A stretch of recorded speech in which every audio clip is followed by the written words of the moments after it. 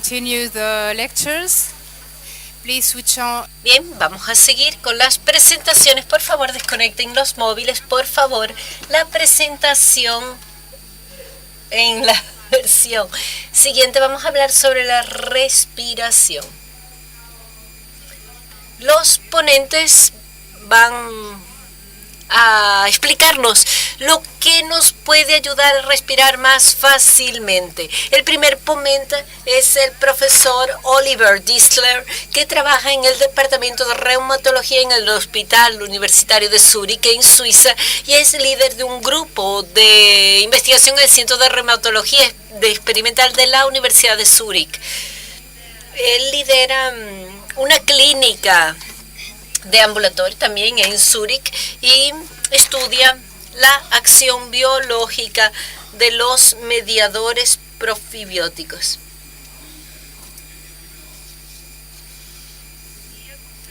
Buenos días, no sé si me escuchan bien. Pensé en dividir mi presentación en 5 puntos diferentes. En la primera parte voy a mostrarles cómo es que la respiración funciona fisiológicamente. Después voy a mostrarles los cambios en la esclerodermia y lo que cambia, en la respiración de gran parte de los pacientes. Después me gustaría concentrar en la fibrosis pulmonar, porque después de mi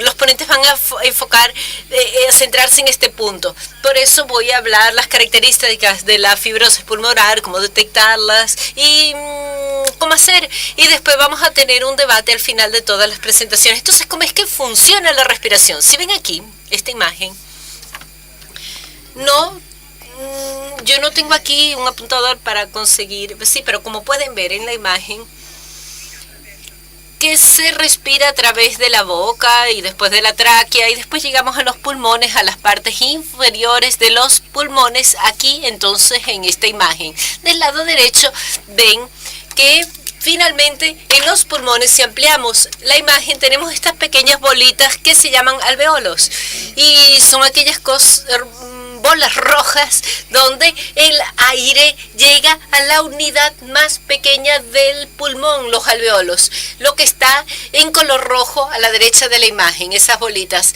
Si me quieran un apuntador láser sería fantástico. Como ven, en rojo tenemos los alveolos y el aire que respiramos llega a través de la nariz, de la tráquea, estas pequeñas unidades llamadas alveolos. Y ahí es que ocurre el intercambio gaseoso con la sangre. El aire que respiran contienen el oxígeno llega finalmente a estos alveolos y después es trasladado para la corriente sanguínea.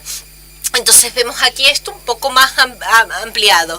Esta parte en amarillo con varios puntitos en coloridos son los alveoles, que son las unidades más pequeñas de los pulmones. Del lado derecho del diapositivo vemos que hay una membrana muy pequeña.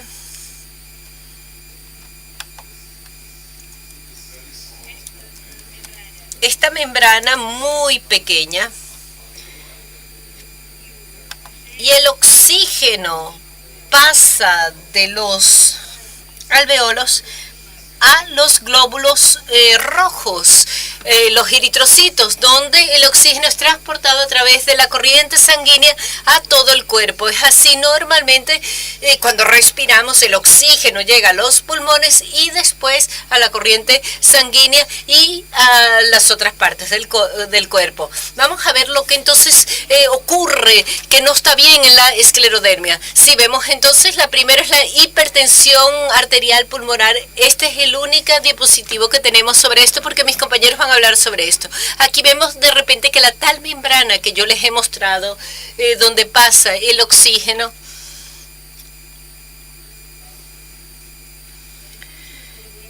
bueno, pedimos perdón, pero está hablando fuera del micrófono y no es posible traducir si no habla en el micrófono. No conseguimos escuchar en las cabinas. Por favor, hay que indicar al ponente. Exacto. Él dice que se tiene que acercar a la imagen porque no tiene un... Sí, apuntador láser. Como ven, el vaso sanguíneo tiene normalmente una pequeña membrana y el vaso sanguíneo está mucho más espeso y el oxígeno tiene que recorrer una distancia más larga desde el alveolo a la corriente sanguínea. Es un transporte pasivo. El oxígeno se mueve lentamente de una forma pasiva. Aquí consiguen ver... tenemos la sangre y el aire entra por aquí, después tiene que pasar por esta vía que es larga. Y aquí por fin llega a la corriente sanguínea, pero la distancia es larga y por eso hay menos oxígeno que llega a la corriente sanguínea. Los glóbulos rojos consiguen captar menos oxígeno para transportar por el cuerpo y es por eso que los pacientes con hipertensión pulmonar tienen dificultades en respirar, porque el oxígeno tiene un camino muy largo a recorrer para pasar por los alvéolos a la corriente sanguínea. Tenemos aquí los vasos sanguíneos y los alvéolos. Entonces es un mecanismo semejante en la enfermedad pulmonar. Vemos aquí la pequeña membrana. El oxígeno tiene una distancia muy corta para recorrer y de repente hay una matriz extracelular y los depósitos de esta matriz extracelular hace fibrosis. Hay demasiado tejido conjuntivo entre los alveolos y los vasos sanguíneos.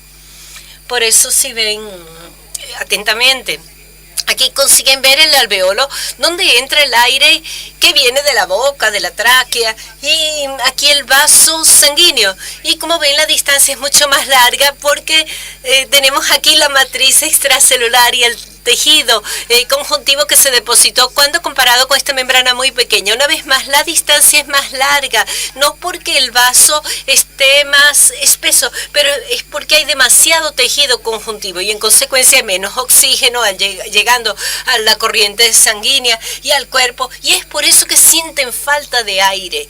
Y este es el problema patofisiológico que tenemos. Entonces, ¿por qué nos preocupamos tanto con las pruebas a los pulmones? Es eso lo que mis pacientes me preguntan muchas veces, porque hay un conjunto grande de exámenes a los pulmones que hacemos y muchas veces los pacientes se cansan de estas pruebas. ¿Por qué tengo que hacer estos tests, estas pruebas? Y todos los años me dice que estoy peor que el año anterior. Nosotros nos preocupamos con esto porque puede ser peligroso. De hecho, si miramos la clase de causas de muerte de la esclerodermia, lo que causa la mortalidad en esta enfermedad, de lejos los pulmones son la principal causa, y es por eso nosotros como médicos nos preocupamos. Gracias a Dios ni todo el mundo es afectado, pero nosotros queremos identificar lo más precozmente posible si estos pacientes están siendo gravemente afectados. Vemos aquí las tasas de mortalidad de los pacientes con esclerodermia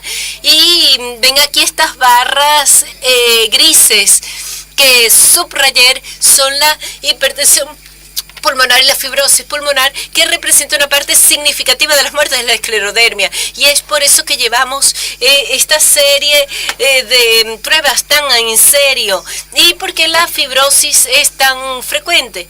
Bueno, esto depende mucho de la forma como analizamos la cuestión. Si hacemos una histología, una biopsia pulmonar de todos los pacientes en esta sala, vamos a esperar una tasa muy alta de 90-95%, pero gran parte de los casos son cambios muy pequeños y tendría que ser analizado de una forma muy intensa para encontrarlos. Pero si vemos la tomografía computarizada de alta resolución que vemos aquí en la pantalla, ya prevemos algunos de los casos menos graves y detectamos algunos de los casos más graves. Solo mitad serían identificados.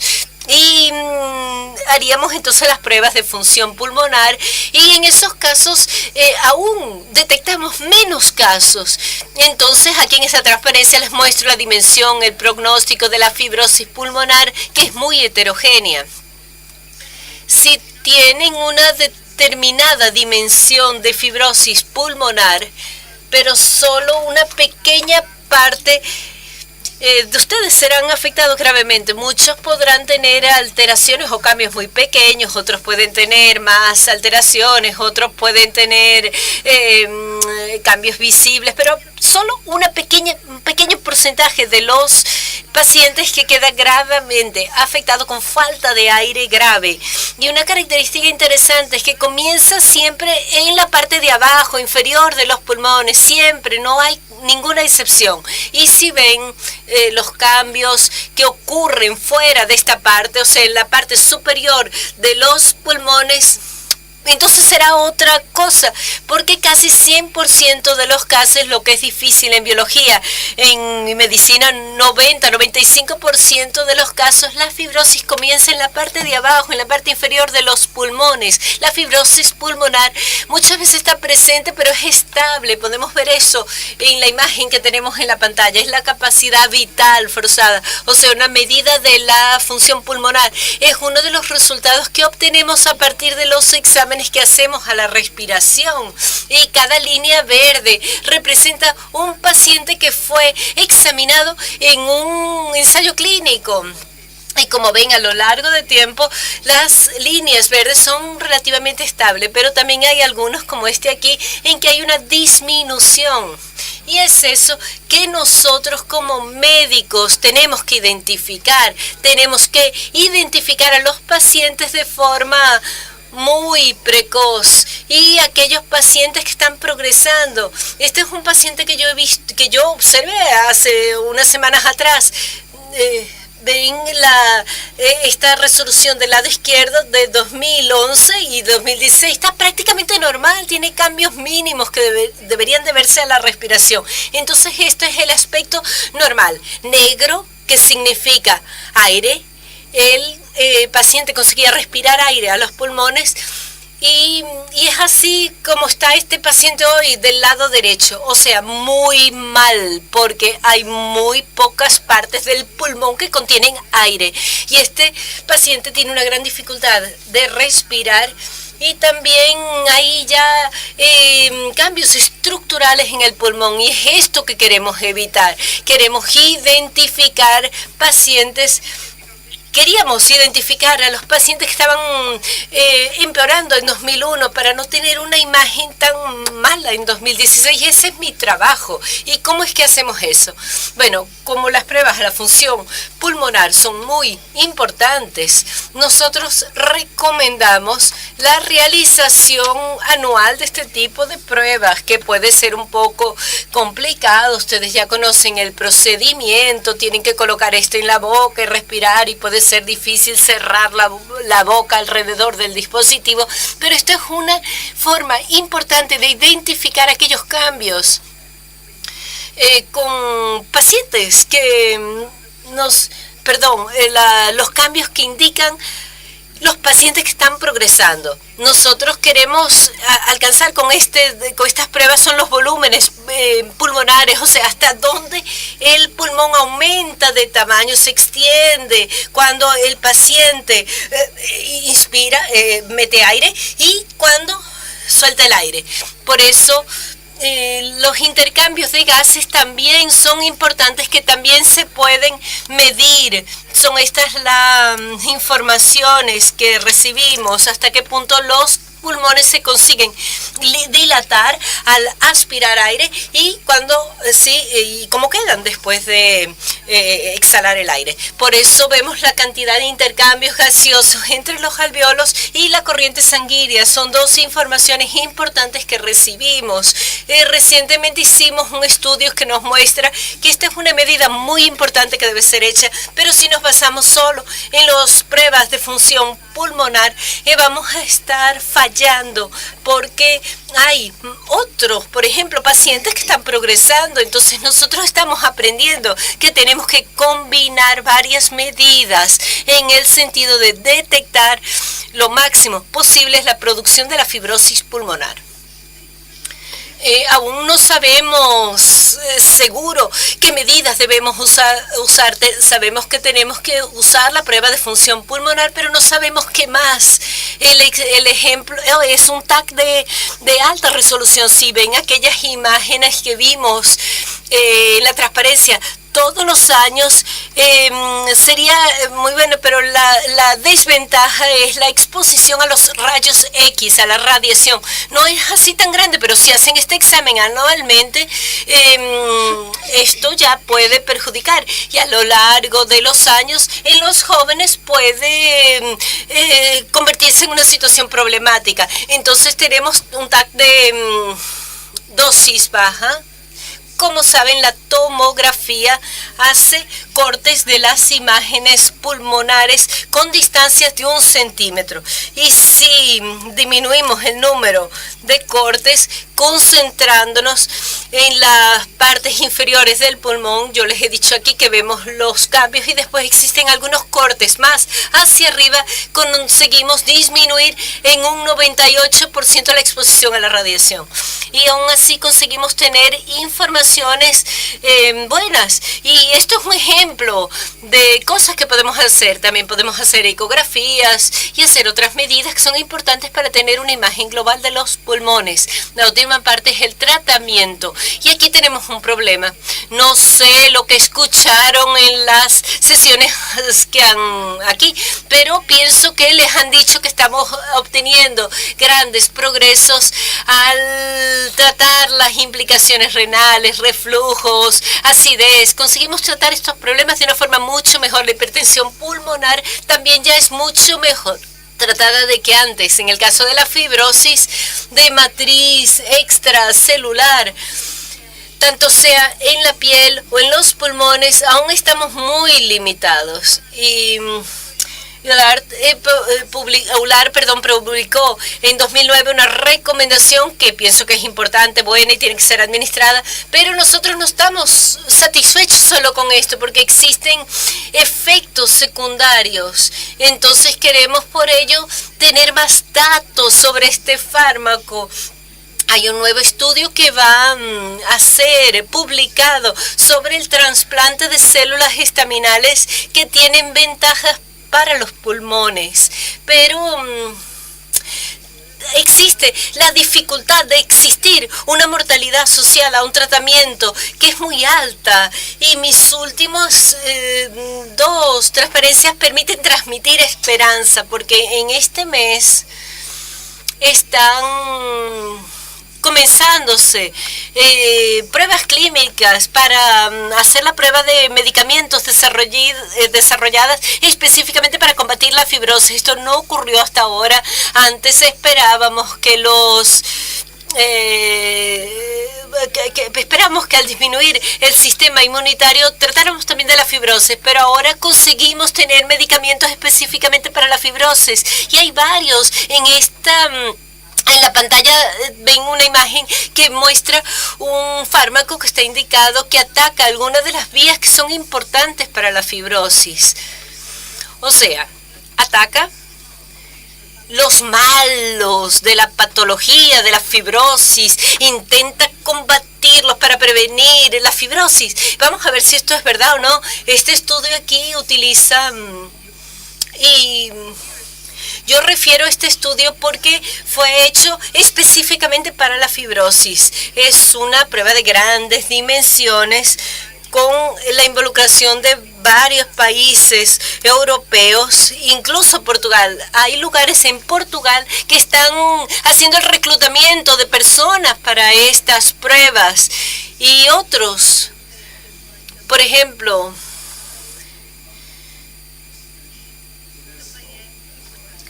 también otros estudios, que es muy importante. Por eso hay esperanza. Estamos en una nueva era de terapéuticas orientadas, direccionadas. Ya les mostré entonces cómo la respiración funciona, ¿sí? Al respirar, el oxígeno llega a los alveolos, pasa a la corriente sanguínea. Entonces, en la esclerosis sistémica hay un mal intercambio de gases porque hay cambios musculares, fibrosis, que impiden que el oxígeno pase de un lugar a otro. Les mostré las características de la fibrosis pulmonar. Hay varios pacientes que tienen tienen progresos y queremos identificar. Entonces el tratamiento de la fibrosis pulmonar aún es complicado, pero existe esperanza y esperamos ser más exitosos con nuevos fármacos de lo que tuvimos en el pasado. Esta es mi última imagen, la equipa de Zurich que trata de los pacientes con esclerodermia. Me gustaría agradecerles mucho a todos porque ellos pasan mucho tiempo con los pacientes, con mucho entusiasmo, y sin ellos nada sería posible. Muchísimas gracias por la atención. Well, thank you very much, Oliver. We've decided that all the questions will be at the end of the 3 talks. So if you could save up. Muchas gracias. No tenemos mucho tiempo, entonces pido por favor que hagamos las preguntas dentro de nada. Es un placer poder presentarles ahora a doctora Ana Cordeiro y doctor Miguel Loureiro. Han trabajado en conjunto en Portugal y ellos van a hablar sobre la tensión pulmonar. Y es importante entender cómo se puede utilizar un equipo multidisciplinar. Entonces, María José Loureiro y Ana Cordeiro son las dos médicas que van a hacer su ponencia. Buenos días, bienvenidos a Lisboa. Me gustaría agradecerles y agradecer a FESCA la posibilidad de estar ahora aquí con ustedes y poder compartir con todos ustedes lo que nosotros hacemos en nuestra práctica clínica y lo que trabajamos nosotras como equipo.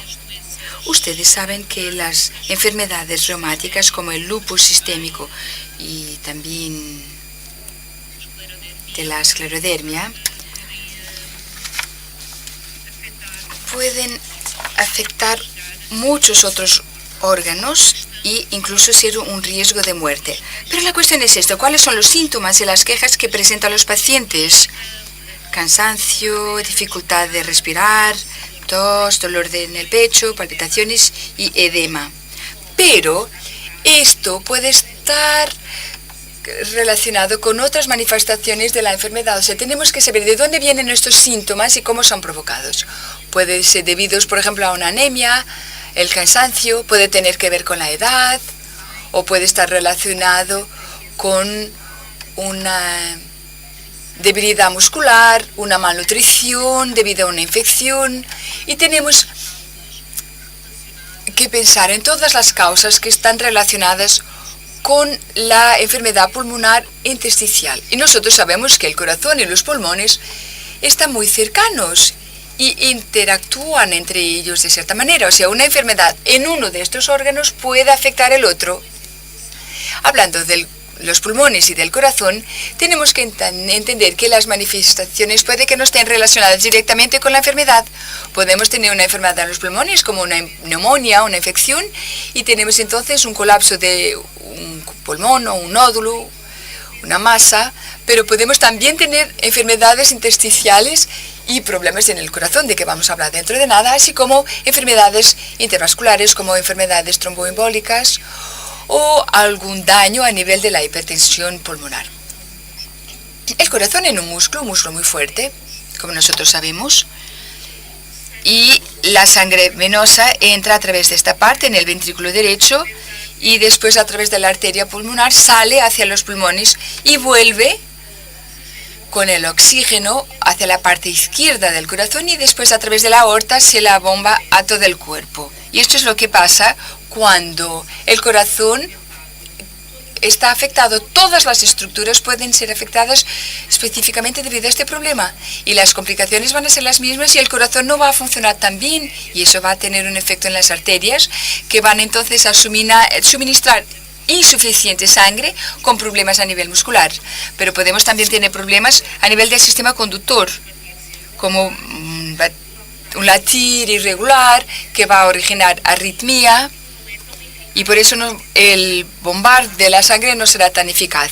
Y el músculo puede también tener una fibrosis, lo que significa que tenemos problemas a nivel de la contracción y podemos tener problemas a nivel del pericardio, o sea, la película que involucra al corazón. Y aquí se puede acumular un fluido y eso origina aún otros problemas. el paciente va a oír nombres de enfermedades cardiopáticas, alveolares, o sea, cosas muy raras. Pero también tenemos la cuestión de los vasos sanguíneos.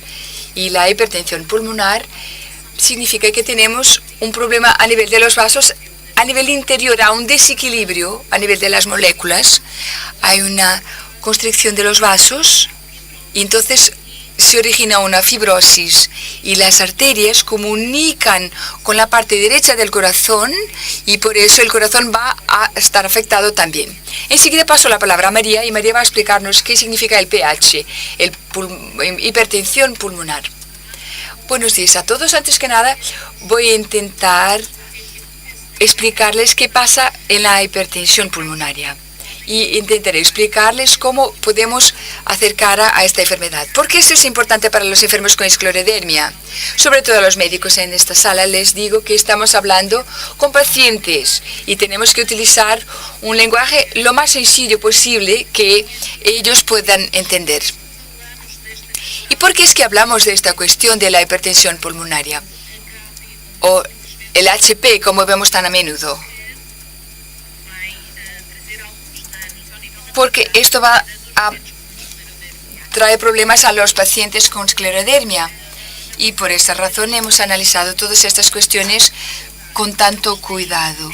Porque la hipertensión pulmonar disminuye la calidad de vida, pero también puede afectar la longevidad de los pacientes con esclerodermia. Así, me gustaría darles algunas herramientas para que ustedes puedan reconocer lo más temprano posible la posibilidad de que sufran de hipertensión pulmonar.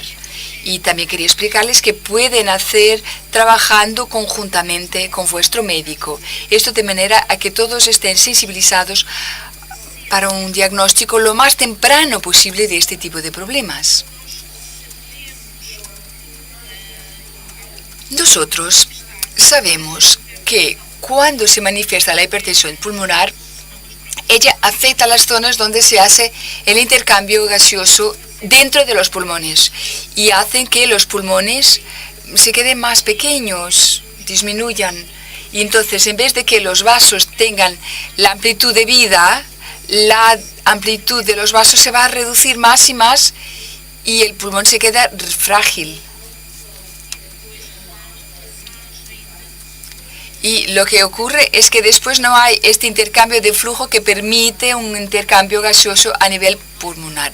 A la izquierda tenemos un pulmón normal que parece un árbol toda iluminada en Navidad y a la derecha vemos un pulmón con hipertensión pulmonar y la enfermedad ya está bastante avanzada. Tenemos muchísimos menos vasos donde es posible que existan estos intercambios gaseosos y esto va a originar a síntomas. Los principales síntomas con este tipo de complicaciones en los pacientes con esclerodermia es el cansancio extremado y inexplicable. Porque estos pacientes van a obtener menos oxígeno que se transmite menos a los músculos. Entonces a este cansancio general, sobre todo a nivel de las tareas que hay que hacer a diario, las tareas normales. Por ejemplo, cuando intentamos hacer ejercicio, cuando se suben escaleras, el paciente siente dificultad en respirar. Y en una fase inicial, el paciente se queja de no lograr andar más deprisa, no poder correr para coger el autobús, no pueden subir escaleras o llevar pesos después de ir a compras, Y cuando existe un cambio importante de las capacidades del paciente, enseguida deberíamos pensar en estas cuestiones antes de que la fase más avanzada llega, o sea que los pacientes incluso no tienen fuerza para levantarse de la cama. O sea, esto es una fase precoz. Después hay un avance. Como explicó Ana, este cansancio, esta pérdida de vitalidad puede también ser debida a otras complicaciones de la esclerodermia, como por ejemplo anemia. Y por esa razón es difícil hacer un diagnóstico diferencial. Estos son síntomas precoces de hipertensión pulmonar o a lo mejor son originados por otras complicaciones de la enfermedad ella misma. Muy a menudo los pacientes pasan a una fase más avanzada de la enfermedad, presentando, por ejemplo, una insuficiencia cardíaca, cuando el corazón ya no logra bombar el sangre a través de los vasos pulmonares hacia la sangre. Y entonces las piernas y las manos, por ejemplo, pueden estar hinchadas, pueden haber síntomas predesmayo y un dolor en el pecho. Pero todos estos son síntomas ya más avanzados de la enfermedad. Cuando los pacientes sienten estos problemas y empiezan a tener problemas en el corazón, terminan teniendo problemas a nivel del sistema digestivo y de los miembros, porque la sangre no es enviada al cuerpo de una manera eficaz. Y entonces estos problemas surgen, como un edema en las piernas, en el abdomen, los vasos del cuello pueden estar distendidos a nivel de la vena jugular, etc. O sea, es necesario detectar estos problemas porque ellos van a originar dificultades a nivel de la vida de cada día. Ustedes deben siempre hablar con vuestros médicos de cada área, explicando que la capacidad física está disminuyendo y es necesario tener ojo con estos cambios. Y esto va a ayudar también a los médicos a detectar todos los problemas en una fase muy precoz. La primera prueba que podemos ver si hay esta infección pulmonar, esta prueba que no necesita contraste y no es evasivo. Es una radiografía, un ultrasonido, vamos a ver un ecocardiograma, una ecografía, que permite analizar la función pulmonar y ver cuál es la presión sobre los vasos sanguíneos. Y así podemos ver si existe cualquier problema y si hay la probabilidad de que exista una hipertensión pulmonar. Y después avanzamos hacia pruebas más invasivas, más específicas y rigurosas si necesario. Y así podremos entonces diagnosticar una hipertensión pulmonar si es que existe. Pero hay médicos expertos de la hipertensión pulmonar y ellos pueden llegar a un diagnóstico más rápidamente. Y estos expertos lo que detectan es el nivel de hipertensión pulmonar, que puede ser originaria en la fibrosis pulmonar con un tratamiento específico, pero también puede ser debido a la involucración de las arterias pulmonares y por eso necesitan otro tipo de tratamiento. O sea, es muy importante hacer este diagnóstico diferencial, porque la manera de tratar cada uno de estos problemas es totalmente diferente a nivel pulmonar y a nivel de las arterias pulmonares.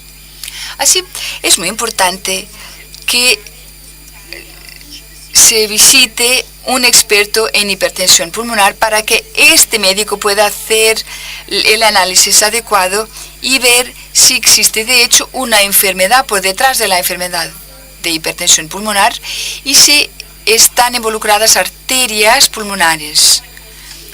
Y puede que exista un síntoma o varios síntomas y enfermedades que involucren a las dos partes. O sea, necesitamos hacer varias pruebas para poder confirmar el diagnóstico.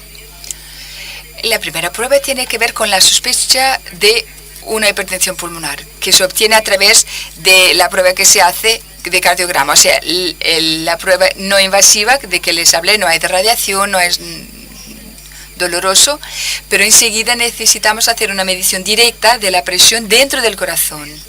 Y esto es una prueba de hemodinámica. Ustedes han oído hablar del cateterismo arterial. Se hace muy a menudo a nivel cardíaco. Es una técnica semejante con el mismo tipo de catéter, pero lo utilizamos para verificar qué ocurre a nivel del corazón en la parte derecha para poder evaluar y medir la presión. Aquí no se hace la inyección de contraste como ocurre cuando hacemos el cateterismo cardíaco, pero es un sistema que implica una intervención. Esto únicamente con un objetivo diagnóstico, para poder medir la presión a nivel de las arterias pulmonares, para que enseguida podamos definir el nivel 30, 35, 40, porque tiene un valor prognóstico para nosotros médicos. El diagnóstico de la hipertensión pulmonar puede ser hecho únicamente a través de estos métodos invasivos. Hay otras pruebas que se pueden hacer para intentar buscar y ver cuál es el contexto de la hipertensión pulmonar, como por ejemplo un examen con una caminada de 6 minutos, un TAC en la zona torácica, esto entre otras, para ver si existe una fibrosis pulmonar o otros problemas. El cateterismo es de hecho un método invasivo, pero la tasa de complicaciones cuando esta prueba es hecha por alguien que sepa lo que está haciendo, pues es muy baja, y por eso no hay que tener miedo respecto a este tipo de prueba con catéter. Claro, hay que hacerlo en centros de expertos y nos permite entonces saber qué pasa a nivel del diagnóstico de la hipertensión pulmonar. Vamos a ver, otras pruebas son estas que ustedes pueden ver. O sea, intentamos hacer como una receta, como se hace un bizcocho. Un poquito de harina, un poquito de aquello, para después al final podemos ver exactamente qué es lo que está ocurriendo si tenemos una hipertensión pulmonar debido a una fibrosis pulmonar o si tiene que ver con las arterias y está más relacionada con las arterias. Y necesitamos, después de pegar todo esto, juntamos las piezas del rompecabezas para poder saber cuál es el tipo de tratamiento que debemos dar a este paciente, porque el tratamiento es totalmente diferente si tenemos una fibrosis pulmonar o si tenemos una hipertensión pulmonar a nivel de las arterias. Como les he dicho antes, tenemos ya varios tratamientos disponibles y hemos podido mejorar el pronóstico de los pacientes enormemente. La calidad de vida y la longevidad de los pacientes, sobre todo los pacientes que tienen esclerodermia y que tienen hipertensión pulmonar, tenían antes un pronóstico muy negativo, pero ahora ellos pueden beneficiar de un amplio rango de medicamentos que pueden ser inhalados, orales, unos subcutáneos, otros intravenosos. Y todos estos medicamentos pueden mejorar enormemente vuestra calidad de vida a nivel de estas complicaciones. Mucho mejor que hace 10 años. Estos medicamentos utilizan, sobre todo en los pacientes de esclerodermia, utilizan unas mezclas que antes no eran utilizadas. Y es frecuente que a lo largo del día, por ejemplo, se tome varias veces el medicamento, pero el tratamiento hay que adaptarlo específicamente a cada paciente. Y a su caso específico, por supuesto. O sea, les dejo este mensaje. Hay medicamentos que pueden cambiar vuestra vida. Y es muy importante trabajar en equipo. O sea, los médicos dependen de los pacientes para saber que algo mudó, algo cambió en la vida de los pacientes. Necesitamos que sean los pacientes a conocerse a sí mismos, a conocer sus capacidades, a saber identificar si hay cambios, si ellos se sienten diferentes. Antes yo podía subir escaleras, ahora ya no.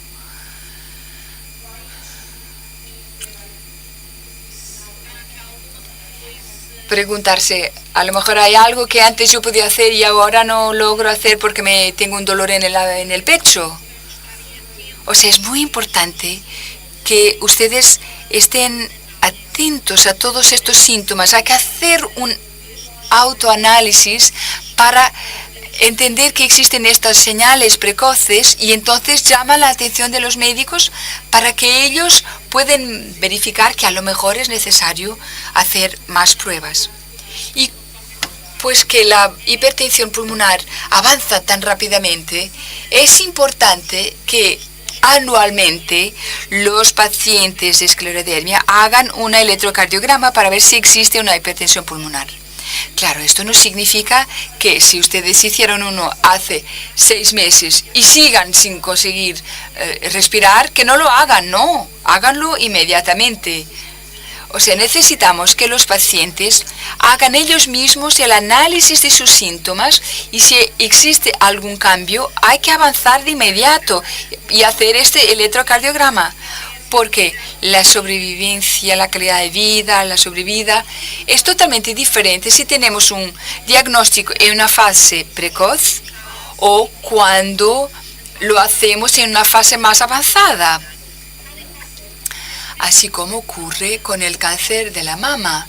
Si tenemos un diagnóstico en el inicio, un diagnóstico precoce, tenemos más probabilidad de cura que si ocurre un diagnóstico más tarde. O sea, no hay que olvidar, el electrocardiograma es algo muy importante y hay que hacerlo cada año. Espero haberles dado algunas ideas y que ustedes se acuerden que es necesario tener un equipo multidisciplinario para evaluar cada situación y también es necesario hacer pruebas para confirmar la hipertensión pulmonar. Pero de hecho es importante hacer todos estos exámenes en un centro de expertos con médicos expertos en hipertensión pulmonar y que existen medicamentos para mejorar la calidad de vida y el tiempo que ustedes pueden vivir después de que sea diagnosticada la enfermedad.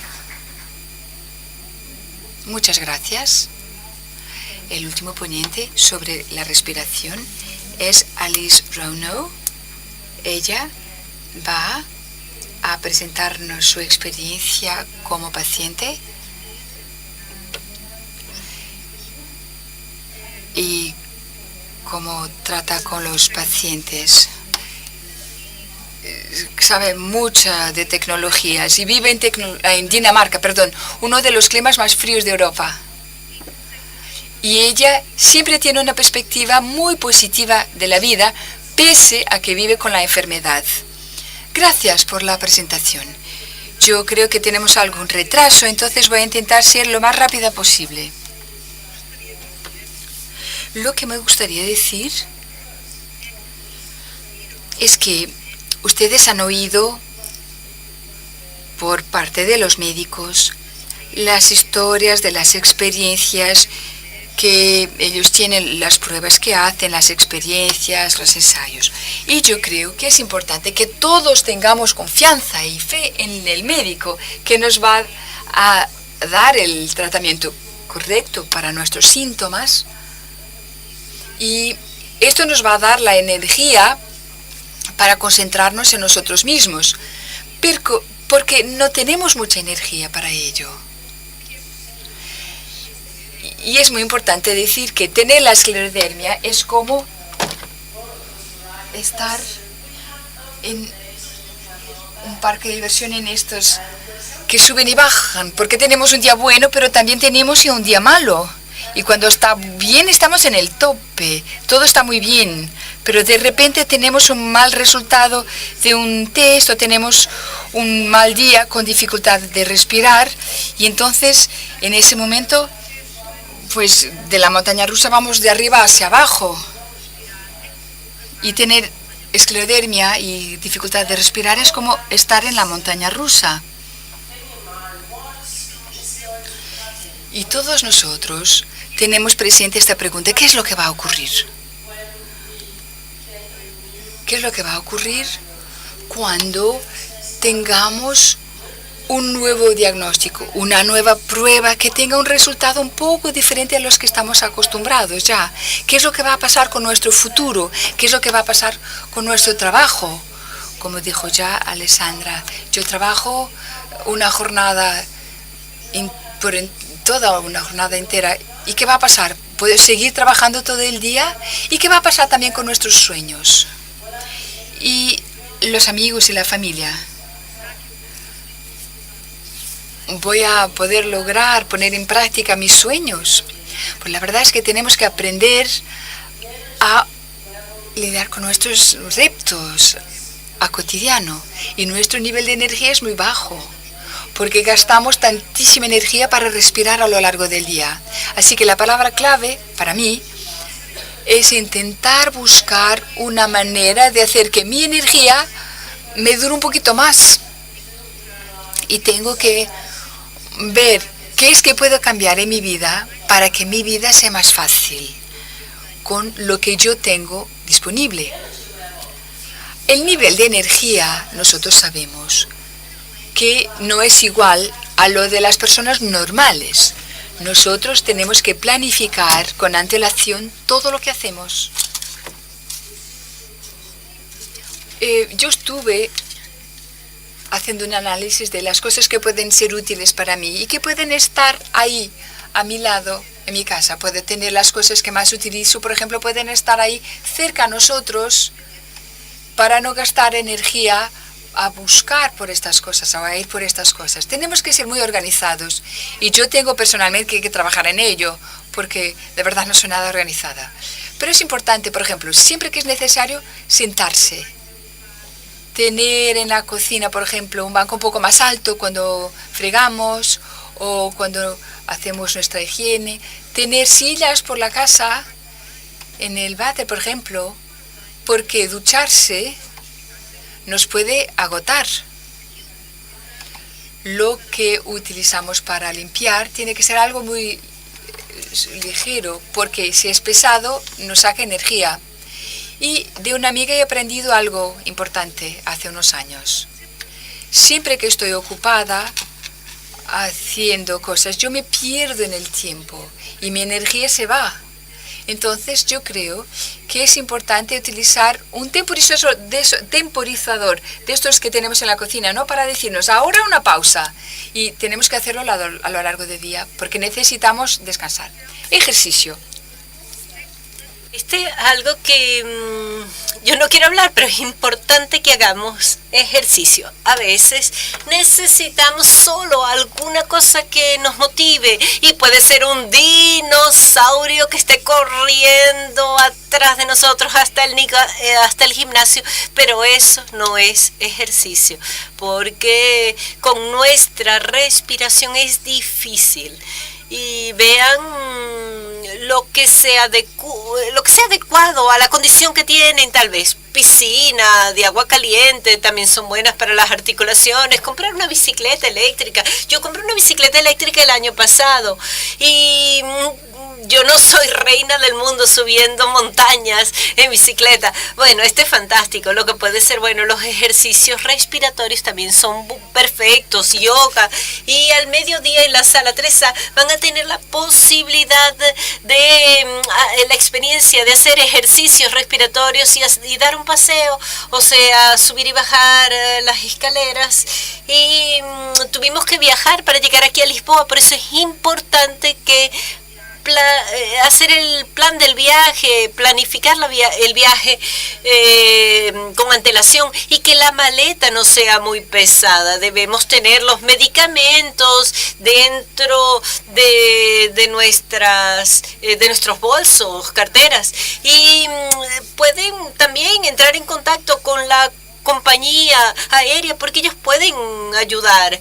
Y hay quien utilice un bastón, una silla de ruedas, y tienen que traer una tarjeta con ustedes. Tienen que llevar siempre una tarjeta que explique la enfermedad, de preferencia en inglés si no consiguen hablar inglés. Y también deben encontrar apoyo. Muchos no son capaces de viajar o salir y Por eso podrá ser una buena idea encontrar ayuda en grupos que estén en línea y encontrar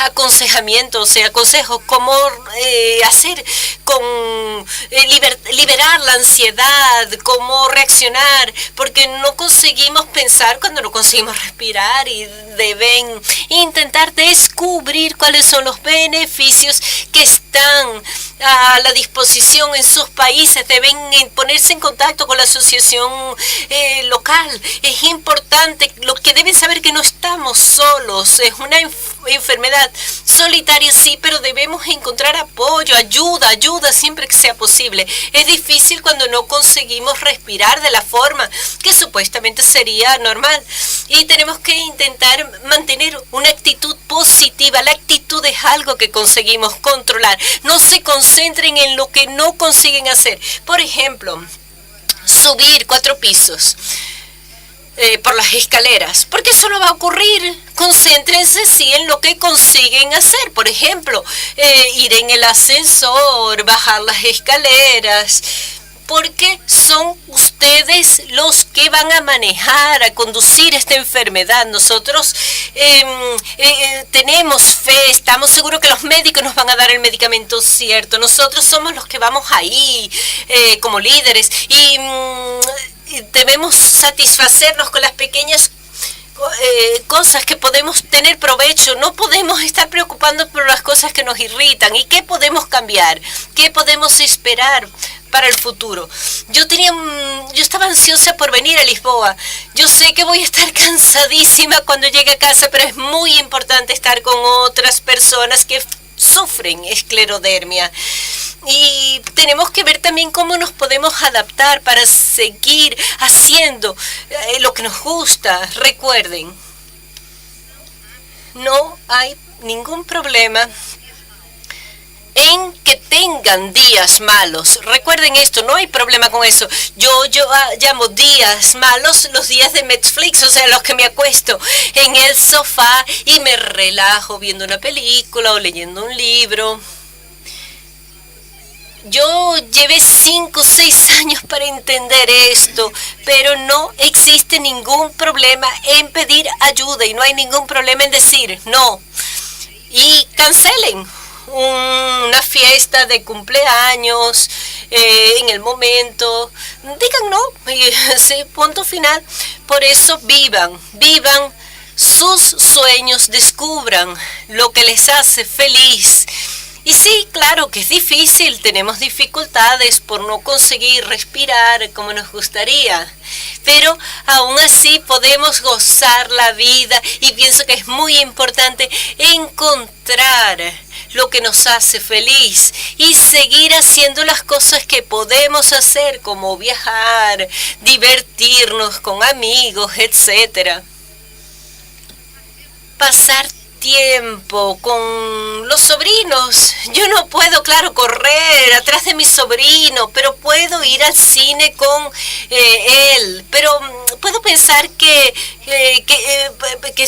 soy muy divertida. Vivan el sueño a su manera. Yo ya hace 20 años, hasta antes de ser diagnosticada, yo tenía el sueño de hacer el camino Inca hasta el Machu Picchu. Tal vez no consiga lograr esto, tal vez de la forma que mi amiga y su marido lo hicieron, porque caminaron hasta allá arriba, pero de una forma u otra yo tengo la seguridad de que voy a estar sentada exactamente en aquel lugar y voy a mirar Machu Picchu. Tiene todo a ver con la actitud. Manténganse positivos, respiren.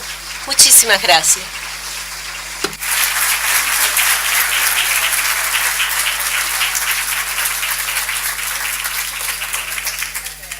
Thank you very much, Annalise. That was terrific, and thank you so much. Muchas gracias, Annalise. Muchas gracias por traernos su experiencia. Y comenzamos 10 minutos más tarde. ¿Será que me están escuchando? Bueno, estamos con retraso, pero pienso que podemos tener una pregunta al menos. Si alguien tiene alguna pregunta que hacer, por favor, puede hacerla. Thank you. I'm from Bulgaria. Gracias, yo soy de Bulgaria. Y a mí me gustaría saber, por ejemplo, en Bulgaria tenemos agua mineral. Y cuando yo era joven tenía problemas pulmonales, tuve una pulmonía muy grave. Y me gustaría saber si nos hace bien ir varias veces al año para estas termas, estos balnearios con aguas minerales, porque de acuerdo con nuestros médicos, esto es bueno para las personas que tuvieron pulmonía. Yo no sé si han entendido mi pregunta, dice la ponente. Bueno, es una pregunta un poco difícil, porque yo no conozco las aguas minerales de Bulgaria, pero algunas aguas minerales son muy útiles en las enfermedades reumáticas. Pueden ser sulfúricas, algunas de ellas son provenientes de fuentes calientes. O sea, hay aguas para diferentes fines, pueden ser buenas para relajar. Yo no sé bien a qué aguas se está refiriendo. Relacionadas con la relajación, la posibilidad de nadar, hacer este tipo de tratamientos. Sí, normalmente ayudan mucho este tipo de tratamientos. Las personas cuando están en este tipo de entornos, en las termas, comen mejor, consiguen quedar más relajadas, no están con los problemas profesionales. Esto ayuda siempre. Por otro lado, el agua. Esa agua tiene propiedades medicinales cuando hay problemas musculares, articulares. Las aguas tibias, calientes y sulfúricas son muy buenas, pueden ayudar a hacer masajes, etc. Y sobre la cuestión respiratoria, bueno, no tengo la seguridad, pero pienso que todo lo demás ayuda. Me gustaría entonces clausurar esta sesión. Agradezco mucho a todos los ponentes, a todos los participantes por estar presentes. Muchísimas gracias.